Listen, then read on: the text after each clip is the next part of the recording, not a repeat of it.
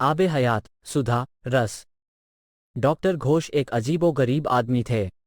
एक बार उन्होंने अपने 4 प्रतिष्ठित दोस्तों को प्रयोगशाला में मिलने के लिए बुलाया। उनमें से 3 मित्र इतने वृद्ध थे कि उनकी दाढ़ियां भी सफ़ेद हो गई थीं। उनके नाम थे बाबू दयाराम, ठाकुर विक्रम सिंह और लाला करोड़ीमल। चौथी एक बेवा थी, जिनका नाम श्रीमती चंचल कंवर था। बुढ़ापे ने उनके जिस्म पर झुर्रियां डाल दी थीं। ये चारों व्यक्ति बहुत उदास और शोकान्वित रहा करते थे। उनकी जिंदगियां तल्ख हो गई थीं और सबसे बड़ा सितम यही था कि अभी तक जीवित थे। लाला करोड़ीमल शबाब में एक संपन्न व्यापारी थे, मगर उन्होंने अपनी सारी दौलत सट्टे में उड़ा दी थी और अब सिर्फ शिष्ट भिक्षावृत्ति पर गुजारा करते थे। ठाकुर विक्रम सिंह भोग विलास और आनंद के बंदे थे। उन्होंने अपनी दौलत ही नहीं, अपनी सेहत भी भोग लिप्साओं पर कुर्बान कर दी थी और अब उनका जिस्म रोगों का केंद्र बना हुआ था। वो बहुत परेशान और उदास मन रहा करते थे। बाबू दयाराम किसी जमाने में वकील थे और कौमी तहरीकों में भी कुछ हिस्सा लिया था, मगर किसी न किसी वजह से वो बदनाम हो गए थे और अब कोई उनके करीब न फटकता था। नाकामी में पड़े दिन काट रहे थे। रही चंचल कंवर, किसी जमाने में उनके हुस्न की शोहरत थी। बहुत अरसे से वो पवित्र स्थानों की तीर्थ यात्रा करने में व्यस्त थीं। नगर के सम्मानित व्यक्ति यहाँ तक कि उनके नज़दीकी रिश्तेदार भी उनसे बचकर रहते थे। करोड़ीमल, दयाराम, विक्रम सिंह, तीनों व्यक्ति किसी जमाने में चंचल कंवर के प्रेमी थे। यहाँ तक कि एक बार परस्पर लाग डांट के कारण उनमें खून खराबे की नौबत भी आ चुकी थी, मगर वे पिछली बातें आई गई हो गई थीं। उनकी याद भी कष्टप्रद हो गई थी। डॉक्टर घोष उन आदमियों को बैठने का इशारा करके बोले, दोस्तों, आपको मालूम है कि मैं अपना वक्त छोटे मोटे तजुर्बात करने में सर्फ किया करता हूँ। आज मुझे एक तजुर्बे में आपकी मदद की ज़रूरत है। अगर कई बातों पर एतबार किया जाए तो डॉक्टर घोष की लैबोरेटरी एक अजूबा चीज़ थी। कमरा अंधकार, पुरानी किस्म का था। मकड़ियों के जाले जो खिड़कियों पर पर्दे का काम दे रहे थे और फर्श पर बरसों की गर्द जमी हुई थी। दीवारों से मिली हुई कई साखों की अलमारियां थीं। उनमें सजिल्द किताबें चुनी हुई थीं। बीच की अलमारी में भैरों की एक मूरत रखी हुई थी। कुछ लोगों का ख्याल था कि मुश्किल में डॉक्टर साहब इसी मूरत से सलाह किया करते थे। कमरे के सबसे अंधेरे कोने में एक ऊंची पतली अलमारी थी। उसमें से इंसान का अस्थि पंज ढांचा कुछ कुछ नजर आता था। उसी के करीब 2 अलमारियों के बीच में एक धुंधला सा आईना रखा हुआ था, जिसका सुनहरा चौकटा मैला हो रहा था। कहा जाता था कि डॉक्टर साहब के स्वास्थ्य लाभ कराने वाले हाथ से मरे हुए मरीजों की रूहें इसी आईने में रहती थीं और जब कभी वे आईने की तरफ देखते थे तो वे सब की सब उनकी तरफ घूरने लगती थीं। कमरे की दूसरी तरफ एक हसीना की आदमकद तस्वीर थी, मगर समय बीतने से चेहरे और कपड़े का रंग उड़ गया था। 50 बरस का अरसा हुआ डॉक्टर साहब ने इसी हसीना से शादी करने की तजवीज़ की थी, मगर शादी के चंद रोज़ पहले वो बीमार पड़ी और अपने अभिलाषी डॉक्टर की दवा खाकर इस दुनिया से चल बसी थी। प्रयोगशाला की सबसे अजीब चीज़ का जिक्र करना अभी बाकी है। यह एक पुरानी जिल्द की मोटी किताब थी। इस किताब का नाम किसी को ना मालूम था, लेकिन लोग ये जानते थे कि यह जादू की किताब है। एक बार नौकरों ने गर्द झाड़ने के लिए इस किताब को उठाया था। किताब के उठाते ही अलमारी में रखा हुआ अस्थिपंजर कांप उठा। हसीना की तस्वीर एक कदम आगे बढ़ गई और अत्यंत भयानक सूरतें आईने में झांकने लगी। इतना ही नहीं, भैरों की मूरत के तेवर बदल गए और उसके मुंह से बस करो की आवाज़ निकलने लगी थी। डॉक्टर घोष की जबान से तजुर्बे का जिक्र सुनकर उनके चारों दोस्तों ने समझा कि या तो हमें हवा से खाली शीशे की नली में किसी चूहे की मौत का तमाशा दिखाया जाएगा, या खुर्दबीन से मकड़ी के जाले का अनुशीलन करना होगा, या किसी की और कोई वर्णनातीत बेतुकी बात होगी, क्योंकि ऐसे ही तजुर्बात को दिखाने के लिए डॉक्टर साहब पहले भी बीसियों बार अपने दोस्तों को दिख कर चुके थे। उन्हें इस निर्णायक प्रयोग से कुछ ज्यादा शौक न पैदा हुआ, मगर डॉक्टर साहब उनके जवाब का इंतजार किए बगैर उठ खड़े हुए और लंगड़ाते हुए कमरे के दूसरे कोने से वही मोटी किताब उठा लाए जो आम भाषा में जादू की किताब के नाम से मशहूर थी। उन्होंने इस किताब को खोला और पृष्ठों में से एक गुलाब का फूल निकाला, जो कभी सुर्ख होगा पर उस वक्त मटियाला हो रहा था। उसकी पंखुड़ियां ऐसी खुश्क हो गई थीं, गोया छूते ही चूर चूर हो जाएंगी। डॉक्टर साहब ठंडी सांस लेकर आहिस्ता से बोले, आज 55 साल हुए ये गुलाब का फूल, जो बिल्कुल मुरझाया हुआ है और छूने से चूर चूर हुआ जाता है, खिला हुआ था।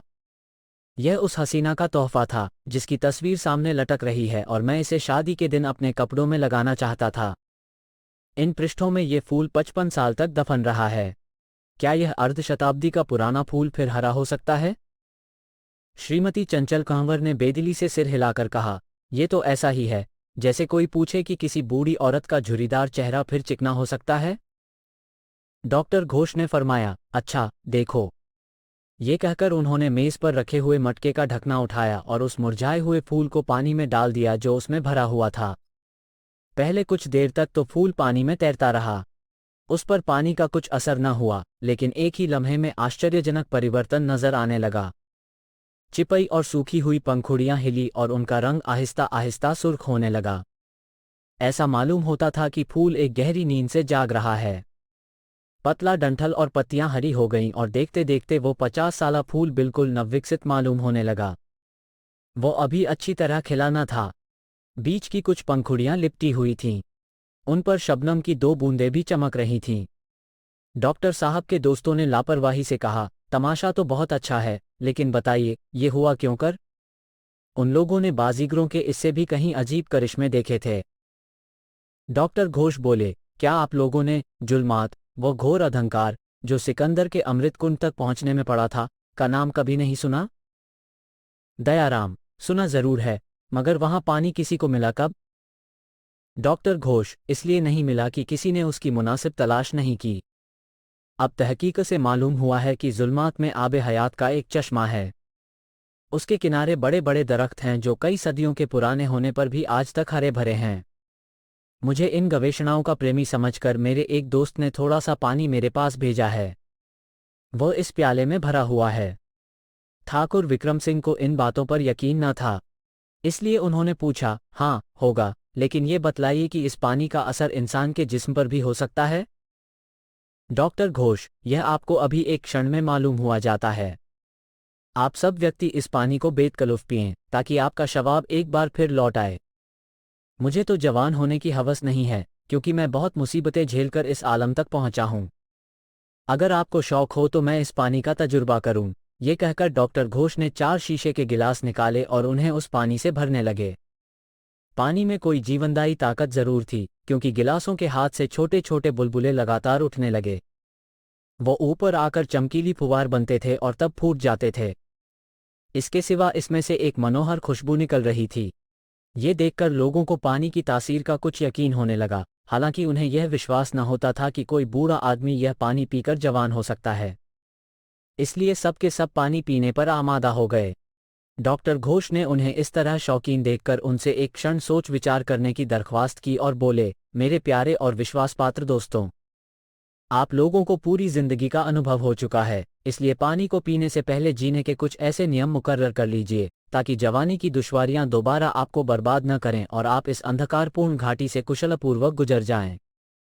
सोचिए कि गर्म सर्द जमाने के इतने अनुभवों के बाद अगर आप चरित्र रक्षण में नौजवानाने दुनिया के लिए नमूना न बन सके तो कितने शर्म की बात होगी। डॉक्टर साहब का यह उपदेश सुनकर इन लोगों के चेहरों पर हल्की सी मुस्कुराहट आ गई। उन्होंने इसका कुछ जवाब न दिया। ये ख्याल ही जिस पर हंसी आए, सुना कि जवानी के बेपरवाह और उच्छृंखल काम करने के ऐसे तल्ख अनुभवों के बाद ये लोग फिर जानबूझकर उनमें गिरफ्तार होंगे। डॉक्टर साहब ने कृपापूर्वक कहा, अब आप लोग इसे शौक से पिएं। मुझे बेइंतहा मसरत है कि मुझे अपने तजुर्बे के लिए आप जैसे लायक आदमी मिल गए। दुर्बल हाथों से इन चारों आदमियों ने गिलासों को उठाकर होठों से लगाया। अगर यथार्थत डॉक्टर साहब के ख्याल के मुताबिक इस पानी में जांबख्श असर था तो इन आदमियों से ज्यादा दुनिया में शायद ही किसी को इसकी जरूरत होगी। उनकी मुखाकृतियों से ऐसा गुमान होता था कि उन्होंने शबाब की सूरत ही नहीं देखी और जन्मजात बूढ़े थे, गोया वे हमेशा से ऐसे ही खस्ता, मायूस और सफ़ेद हो रहे थे। ये लोग डॉक्टर साहब की मेज के चारों ओर झुके हुए बैठे थे। आने वाली जवानी की खुशी भी उनके चेहरों पर रौनक न पैदा कर सकती थी। उनके जिस्म और दिल बिल्कुल बेजान हो गए थे। पानी पीकर उन्होंने गिलास मेज पर रख दिए, मगर एक लम्हे में उन लोगों की हालत में एक खुशगवार तब्दीली दिखाई दी। उनके चेहरे रोशन हो गए, रौनक नजर लाने लगी। उनके जर्द और बेरंग रुखसारों पर सुर्खी पैदा हो गई। उन्होंने एक दूसरे की तरफ देखा। उन्हें ऐसा मालूम हुआ कि यथार्थत कोई विद्युतीय शक्ति उनके जिस्म से उन चिन्हों को मिटा रही है जिन्हें बेरहम जमाना काफी समय से देख रहा है। श्रीमती चंचल कंवर को ऐसा महसूस हुआ कि मुझ पर फिर जोवन आ रहा है। उसने एक अंदाज से चेहरे पर घूंघट बढ़ा लिया। सब लोग खुश होकर बोले, थोड़ा सा आबे हयात और दीजिए। हम कुछ जवान जरूर हो गए हैं, लेकिन अभी कुछ कसर है। लाइए, जल्द एक गिलास और पिलाइए। डॉक्टर घोष, जो बैठे हुए अपने तजुर्बे को आलिमाना के अंदाज से देख रहे थे, बोले, जरा सब्र कीजिए। आप लोगों को बूढ़ा होने में बहुत दिन लगे थे, मगर जवान होने में आध घंटा लग जाए तो आपको बेसब्र न होना चाहिए। ये पानी हाजिर है, आप लोग जितना चाहें पी सकते हैं। ये कहकर डॉक्टर साहब ने चारों गिलासों को दोबारा भरा। घड़े में अब भी इतना पानी बाकी था कि शहर के आधे बूढ़े अपने नाती पोतों के समवयस्क हो सकते थे। अभी गिलासों में बुलबुले उठ रहे थे और चारों आदमियों ने झपट कर मेज से गिलास उठा लिए और एक ही घूंट में खाली कर दिए। यकीनन यह आबे हयात सुधा रस था। अभी पानी उन लोगों के हल्क में उतरा ही था कि उनकी सूरत में इंकलाब पैदा होने लगा। उनकी आंखों में जवानी का सा नूर आ गया। सफ़ेद बाल काले होने लगे। एक लम्हा और गुजरा। मेज के गिर्द चार बूढ़ों की जगह तीन नौजवान मर्द बैठे थे और एक हसीन और पुष्पांगी सुंदरी। ठाकुर विक्रम सिंह ने चंचल कुंवर की तरफ मस्ताना निगाह से देखकर कहा, प्यारी चंचल, तुम पर इस वक्त गजब का निखार है। प्रातःकालीन प्रकाश से जिस तरह अंधकार हटने लगती है, उसी तरह चंचल कुंवर का चेहरा शगुफ्ता होता जाता था। उसे पुराना तजुर्बा था कि ठाकुर साहब की तारीफें हमेशा सच्ची नहीं होती, इसलिए वो दौड़ी हुई आईने के सामने गई और उसमें अपनी सूरत देखने लगी। उसे अब भी खौफ था कि कहीं बुढ़ापे का घृणित रूप न नजर आए। बाकी तीनों आदमियों के अंदाज से ऐसा मालूम होता था कि इस पानी में कुछ नशीली तासीर है। शायद इसका यही सबब हो कि बुढ़ापे का बोझ सिर से उतर जाने के कारण खुशी के मारे मतवाले हो रहे थे। बाबू दयाराम मुल्क की समस्याओं पर गौर कर रहे थे, लेकिन उन बातों का संबंध जमाने से था या अतीत या भविष्य से, इसका पता लगाना मुश्किल था। कभी तो वो बुलंद आवाज में देशभक्ति, मानवीय अधिकारों पर तकरीर करने लगते, कभी किसी खुफिया मामले के मुतलिक ऐसी दबी जवान से फुसफुसाते कि उन्हें अपनी ही आवाज़ सुनाई देती थी, और कभी रुक रुक कर निहायत विनम्र रीति से बोलने लगते, मानो किसी उच्चाधिकारी के सामने बोल रहे हों।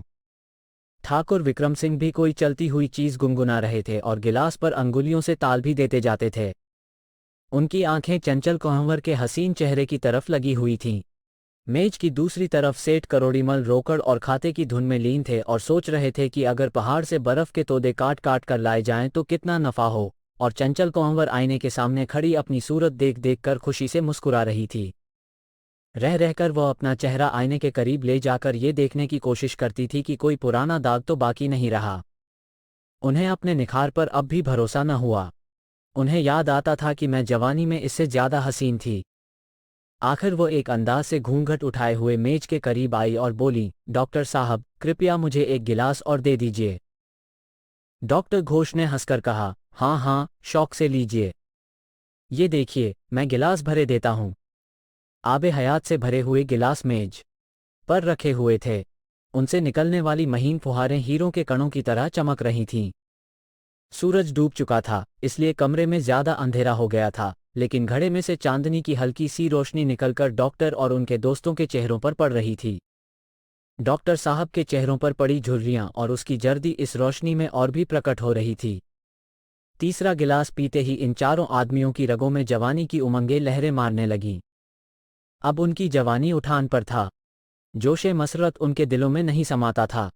शोक, पीड़ा और बेकसी का बुढ़ापा अब उन्हें एक ख्वाब सा मालूम होता था, जिसे उन्होंने काफी पहले देखा था। उन्हें अब हर एक चीज में एक खास रौनक नजर आने लगी। वो रूहानी शगुफ्तगी, जिससे वे लोग समय से पूर्व वंचित हो चुके थे और जिसके बगैर दुनिया के दिलफरेब नज़ारे उन्हें धुंधली तस्वीरों की तरह नजर आते थे, फिर उन पर तमन्नाओं का जादू करने लगी। उन्हें ऐसा मालूम होता था कि हम एक नई दुनिया के नए अस्तित्व में हैं। सब के सब झुककर बोले, हम जवान हो गए, हम जवान हो गए। यथार्थत यह ओछे नौजवानों की जमात थी, जिन्हें आयु की मांग ने दीवांगी पर प्रवृत्त कर दिया था। उनके मनोविनोद का सबसे अजीब पहलू ये था कि उन लोगों को इस वृद्धावस्था और निर्बलता का उपहास उड़ाने की दिली इच्छा हो रही थी, जिससे अभी अभी उनका छुटकारा हुआ था। वो अपने पुराने तरह के कपड़ों को देखकर खूब कहे मारकर हंसने लगे। एक साहब ऋतु परिवर्तन के दर्द से कराहते हुए बूढ़े बाबा की नकल करके लंगड़ा लंगड़ा कर चलने लगे। दूसरे साहब नाक पर ऐनक रखकर जादू की किताब को गौर से पढ़ने का बहाना करने लगे। तीसरे साहब एक आराम कुर्सी पर बैठ गए और डॉक्टर घोष की दृढ़ता की नकल करने लगे। फिर सब के सब शोर शराबा करते हुए कमरे में कूदने फांदने लगे। श्रीमती चंचल कंवर एक दिलरुबाना अंदाज से डॉक्टर साहब के पास आई। उनके गुलाब से गालों पर एक दिलफरेब और शरारत भरी शोखी थी। डॉक्टर साहब से बोली, प्यारे डॉक्टर, उठ खड़े हो, जरा मेरे साथ नाचो। इस पर चारों आदमियों ने ये सोचकर कहा मारा कि डॉक्टर साहब इस हसीना के पहलू में कैसे मूर्ख मालूम होंगे। डॉक्टर साहब ने मत्यानत से कहा, मुझे माफ़ कीजिए, मैं बूढ़ा हूँ, गठिए ने नाक में दम कर रखा है। मेरे नाचने के दिन कब के रुखसत हो गए, लेकिन इन 3 नौजवानों में से कोई भी तुम्हारे साथ नाचने के लिए जान दे देगा। ठाकुर से ने फरमाया, चंचल मेरे साथ नाचो। बाबू दयाराम बोले, नहीं, वो मेरे साथ नाचेगी। लाला करोड़ीमल ने कहा, वहाँ मैं इनका पुराना आशिक हूँ। 50 साल हुए इन्होंने मेरे साथ नाचने का वायदा किया था। ये कहते कहते तीनों आदमी चंचल कंवर के गिर्द खड़े हो गए। एक ने बेताब होकर उसके दोनों हाथ पकड़ लिए, दूसरे ने उसकी कमर में हाथ डाल दिया और तीसरे साहब ने उसके सुगंधित केशों का चुंबन लेना शुरू किया। चंचल कंवर लजाती थीं, त्योरियां बदलती थीं, कोसती थीं, हंसती थीं, तड़फड़ाती थीं। उसकी गर्म गर्म सांस बारी बारी से उन तीनों आदमियों के मुंह पर वो काम कर रही थी जो ठंडी हवा नशा करती है। वो उसके बीच में निकलने के लरिए जोर कर रही थी, लेकिन कुछ ना बस चलता था। एक मायावी प्रेमिका के साथ के लिए ऐसे मैत्रीपूर्ण संघर्ष का नजारा किसी ने कम देखा होगा। मगर कमरे में रखे हुए आदमकद शीशे में कुछ और ही दृश्य नजर आता था। वहां 3 वयोवृद्ध और खस्ताहाल बूढ़े एक झुकी हुई कमर, विकृत और झुर्रीदार बुढ़िया से आलिंगनबद्ध होने के लिए गले में हाथ डालना थे। लेकिन वे नौजवान थे, उनकी मस्ती इसका सबूत थी। चंचल कंवर की भाव भंगिमा और परहेज से बेखुद होकर तीनों व्यक्तियों ने कुपित दृष्टि डालनी शुरू की। हसीन माशुका से चिपटे हुए वे एक दूसरे पर पिल पड़े।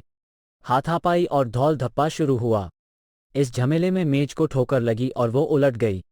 शीशे का घड़ा चूर चूर हो गया और वो आबो जिंदगी एक चमकीली धार की सूरत में फर्श पर बह निकला।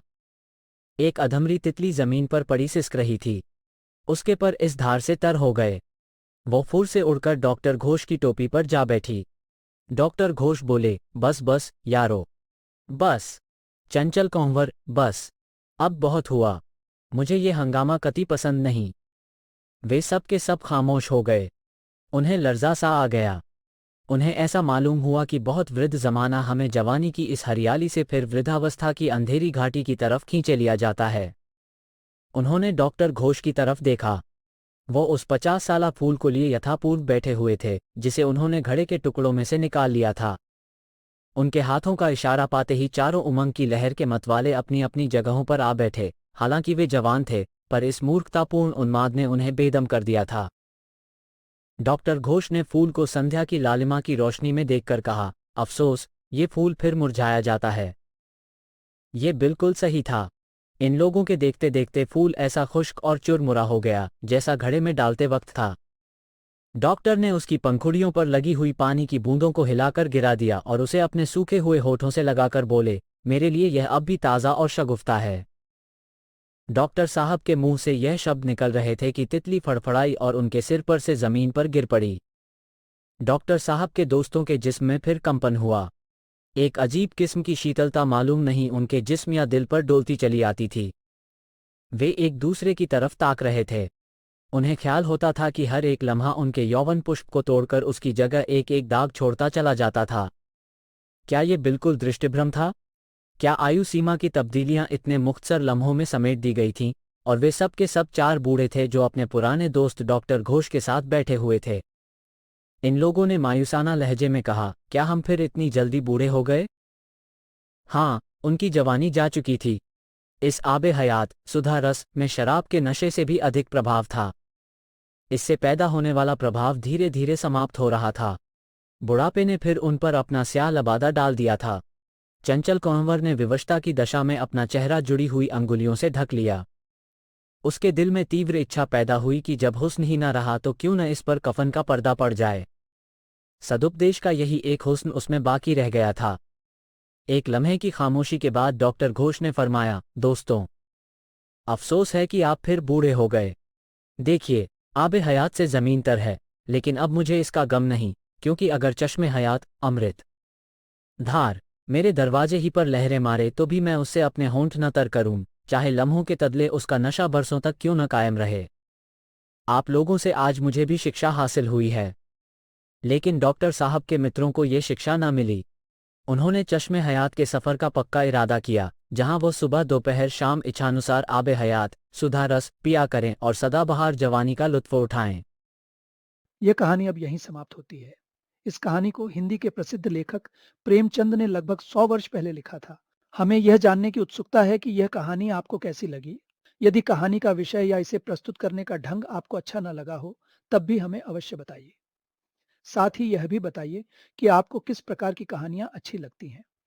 हम आपकी पसंद की कहानियों को यहाँ लाने का प्रयास अवश्य करेंगे। अच्छी कहानी को अपने मित्रों को बताने का अपना ही आनंद होता है।